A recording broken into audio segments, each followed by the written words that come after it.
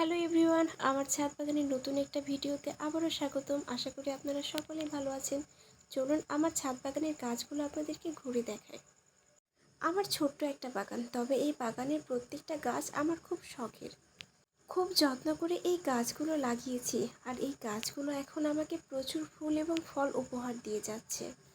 ইদানিং আমার পেয়ারা গাছগুলিতে প্রচুর প্রচুর পেয়ারা পাকতে শুরু করেছে।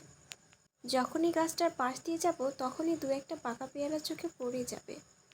আর একটু খোঁজ করলে তো আরও কত কত পেয়ারা দেখা যায়। আমাদের ছাদ বাগানে পেয়ারা গাছগুলোতে এবার প্রচুর পেয়ারা হয়েছে, তবে গাছ ভর্তি ভর্তি এই পেয়ারাগুলো একদমই খাওয়ার অনুপযোগী। পেয়ারাগুলো একদমই পোকাতে ভরপুর, একটুও পাকতে দেওয়া যায় না। তবে এরকম কাঁচা কাঁচা অবস্থায় তুলে নিলে এগুলো অনেক টেস্টি লাগে। মূলত পাকা পেয়ারা আমার অনেক বেশি পছন্দ, অনেকে আবার এরকম কাঁচা কাঁচা পেয়ারাই পছন্দ করে।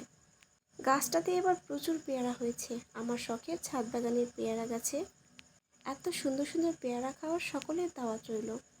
যারা যারা এই সুন্দর পেয়ারা খেতে চান অবশ্যই আমার শখের ছাদ বাগান ঘুরতে চলে আসবেন। আর এই হলো আমাদের শখের ছাদ বাগান। আর আমাদের ছাদ বাগান ভর্তি কত কত গাছ, এমন কোনো গাছ নেই যেটা আমাদের ছাদ বাগানে নেই।